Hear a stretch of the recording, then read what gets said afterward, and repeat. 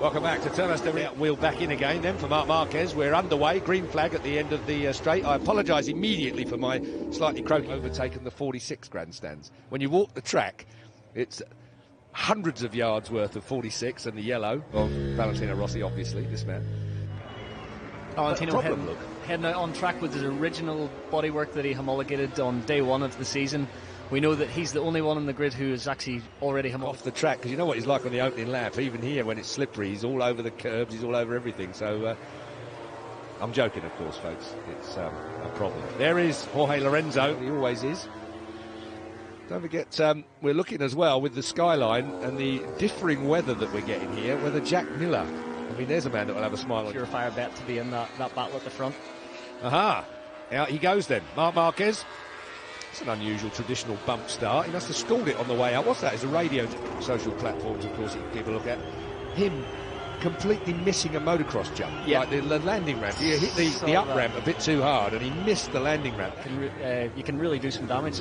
Riders have broken bones from flat landing motorbikes before, but obviously that's tested the shoulder, and Mark's happy enough with it after wheel, isn't it, with the thing spinning as well in the air. So they clean the air up. It slides along the bottom of the fairing and the lower area of the main bodywork of the bike. Now you're the technical man around here to some extent, but anything that's for me, this is the clever bit. The fact that they've got a secondary, okay, they say under the load of the springs. So that little bit of downforce, okay, they've said it's like 3 or 4 newtons, 300 grams at 180 kilometers an hour.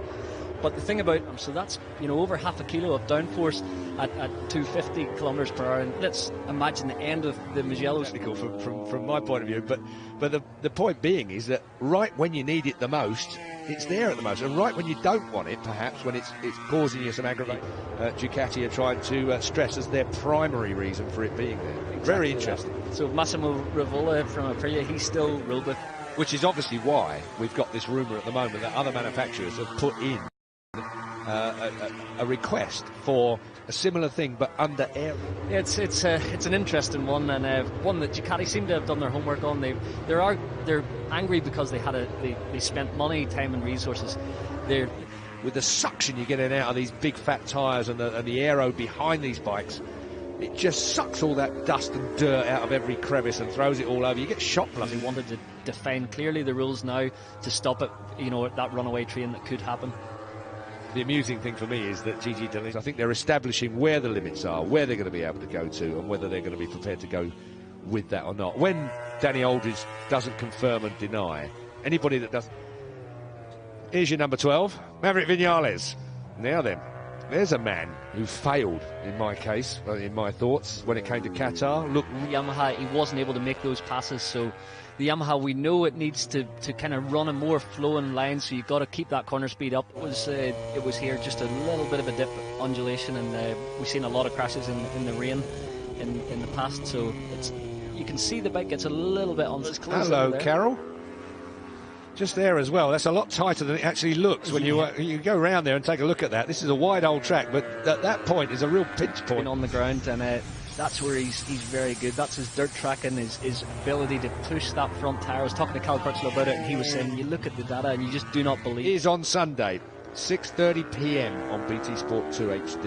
You can join us for all of those and everything else.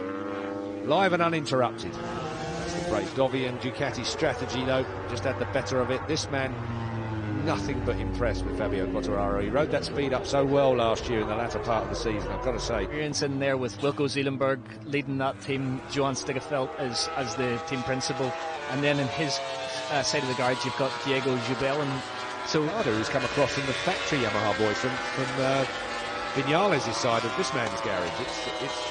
It's a great team. They've really, considering how quickly they... I think it's going to...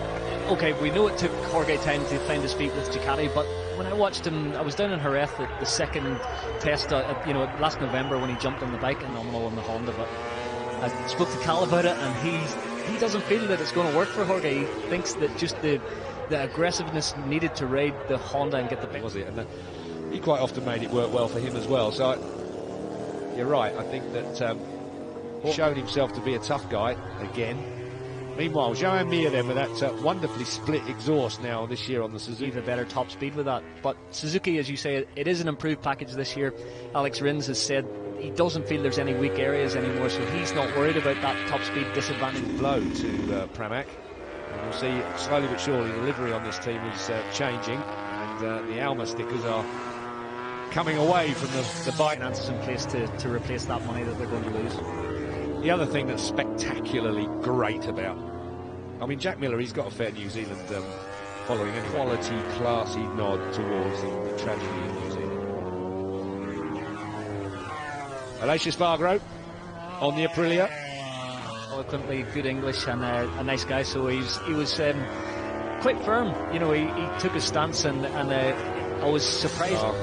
Represented, and only unanimous decisions. That means all the manufacturers agreeing, of course. Will something be allowed? I think it's done and dusted now. So quite a lot going on when you think about it this week. What with the shenanigans going on at yesterday, he just said that there was that speculation that okay, they're going to remove the part, you know, deem it illegal, but the results will stand. But as you say, complicated, I suppose, and that's where Ducati scored the big hit, because they designated it as the primary use was to cool a tyre, which was also allowed within the rules. And so Jack Miller up to second place, a 10th off Mark. That's a pretty impressive start for him, but the surprise, like you spoke about earlier, it's pulling uphill onto that back straight, but through that turn 3-4, you're coming on there in third gear, so a bit more momentum, less about that pace. So starting to find his feet with the KTM. The bike just hasn't been quite coming to him throughout testing in round one, and you know, with what we've seen from Zarco in the past on the Yamaha, we expect he's out. Nakagami's come to the shoulder of Rossi now on the timesheet, but a 39.8. If you look at the sheet, if I can find the right one, shoulders above, 0.295 quicker than Miller, who came to his second position. It looks like Marquez is about to kick it out the park as well.